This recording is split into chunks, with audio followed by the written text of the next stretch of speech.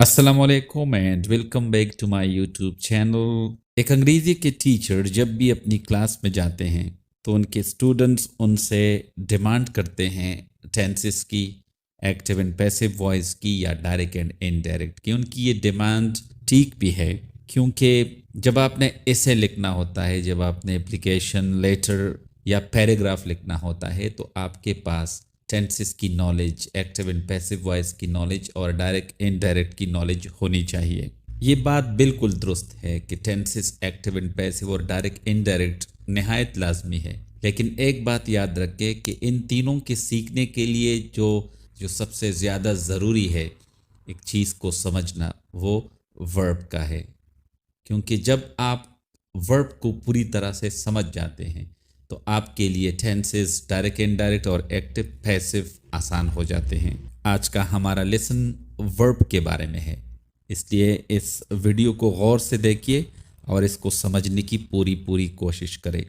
इन दो मिसालों पर गौर करें। हरी लाफ्स, द क्लॉक स्ट्राइक्स 10।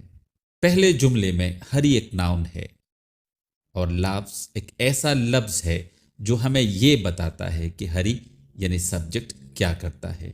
एक वर्ब का ये काम होता है कि वो हमें ये बताता है कि सब्जेक्ट क्या करता है। दूसरे जुमले में द क्लॉक स्ट्राइक्स 10, घड़ी 10 बजाती है।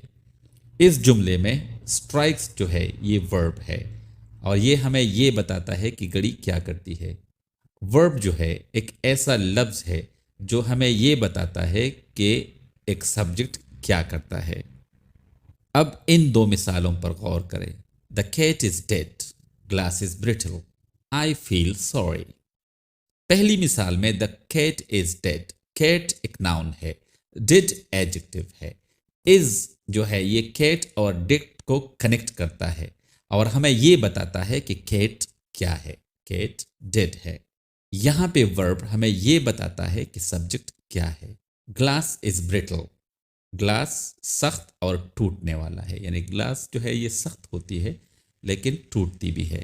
यहाँ पर हमें वर्ब इज ये बताता है कि ग्लास क्या है। आई फील सॉरी, मैं अफसुर्दा हूँ। यहाँ पे वर्ब फील जो है ये हमें ये बताता है कि जो सब्जेक्ट आए है वो क्या फील करता है या किस हालत में है। अब इन दो मिसालों को देखिए। Hari is scolded, the window is broken. पहली मिसाल में हरी स्कॉल्डेड, हरी को डांटा जाता है। इसमें जो वर्ब स्कॉल्डेड है ये इसके साथ मिलकर हमें ये बताता है कि हरी के साथ क्या होता है। द विंडो इज ब्रोकन, इस जुमले में जो लफ्ज ब्रोकन है वो इज के साथ मिलकर हमें ये बताता है कि विंडो के साथ क्या होता है। इन मिसालों में वर्ब हमें ये बताता है कि सब्जेक्ट के साथ क्या होता है या सब्जेक्ट पर क्या होता है। तो हम एक वर्ब को यूँ डिफाइन कर सकते हैं कि एक वर्ब जो है वो हमें ये बताता है कि सब्जेक्ट क्या करता है, ये बताता है कि सब्जेक्ट के साथ क्या होता है और ये बताता है कि सब्जेक्ट क्या है। तो हम उर्दू में वर्ब को इस तरह डिफाइन कर सकते हैं कि एक वर्ब ऐसा लफ्ज़ है जो हमें सब्जेक्ट के बारे में बताता है कि वो क्या करता है, उसके साथ क्या होता है या वो क्या है। अब इन दो मिसालों पर गौर करें। Example 1, the boy kicks the ball. यहाँ पे जो सब्जेक्ट बॉय है वो एक काम करता है, क्या करता है? ही किक्स, द बॉय किक्स, वो लात मारता है। अब ये लात वो किसे मारता है? The ball. तो यहां पर ये जो काम है किक्स, ये सब्जेक्ट से ट्रांसफर होता है या पास होता है बॉल को। लड़का क्या करता है? The boy kicks, the boy kicks what? The ball. इस जुमले में जो वर्ब है इसका एक ऑब्जेक्ट है, इसका एक रिसीवर है। दूसरी मिसाल को देखिए। The boy laughs loudly. अब यहां पे लड़का हंसता है, किसी पर हंसता नहीं है। तो यहां पे जो द बॉय का एक्शन लाफ्स है ये बॉय से किसी और ऑब्जेक्ट को पास ओवर नहीं होता। पहली मिसाल में the boy kicks the ball, काम जब बॉय से पास ओवर होता है बॉल को तो हम ऐसे वर्ब को ट्रांजिटिव वर्ब कहते हैं। यानी ट्रांजिटिव वर्ब वो वर्ब होता है جس سے کام سبجیکٹ سے آبجیکٹ کو پاس اوور ہوتا ہے. دوسری مثال میں لافز جو ہے، اس میں جو بوائے کا کام ہے لافز، یہ کسی آبجیکٹ کو ٹرانسفر یا پاس اوور نہیں ہوتا. ورب کے ایسے استعمال کو انٹرانزٹیو یوز کہیں گے یا ایسے ورب کو انٹرانزٹیو ورب کہیں گے. تو ہم ٹرانزٹیو ورب کی ڈیفینیشن اس طرح کریں گے کہ ایک ٹرانزٹیو ورب ایسا ورب ہوتا ہے جو کام سبجیکٹ سے آبجیکٹ کو پاس اوور کرتا ہے.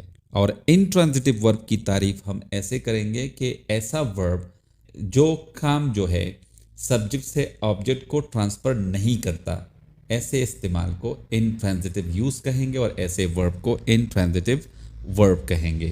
یاد رکھیے کہ زیادہ تر وربز ٹرانزٹیو اور انٹرانزٹیو دونوں ہوتے ہیں. یہ ڈپینڈ کرتا ہے ان کے استعمال پر کہ آپ ان کو ٹرانزٹیولی یوز کرتے ہو یا انٹرانزٹیولی. اسی طرح اس مثال کو دیکھیے، دا بوائے اسٹاپڈ، لڑکا رک گیا. اب اس جملے میں جو بوائے کا کام ہے، ایکشن ہے، جو ورب ہے اسٹاپ، یہ کسی آبجیکٹ کو پاس اوور نہیں ہوتا، اس لیے یہاں پہ اسٹاپ کا جو استعمال ہے وہ انٹرانزٹیو ہے. لیکن اگر میں کہوں دا بوائے اسٹاپڈ دا بس، اب یہاں پہ لڑکے نے روکا ہے. کسے روکا ہے؟ ایک بس کو، یعنی لڑکے کا ایکشن آبجیکٹ بس کو ٹرانسفر ہوتا ہے، اس کو پاس اوور ہوتا ہے. اس لیے اس جملے میں جو ورب کا استعمال ہے وہ ٹرانزٹیو ہے. اگلی ویڈیو میں ہم ورب کے مختلف فارمز کی بات کریں گے اور اس کے ساتھ ہی ٹینسز کی طرف موو کریں گے. Thank you very much.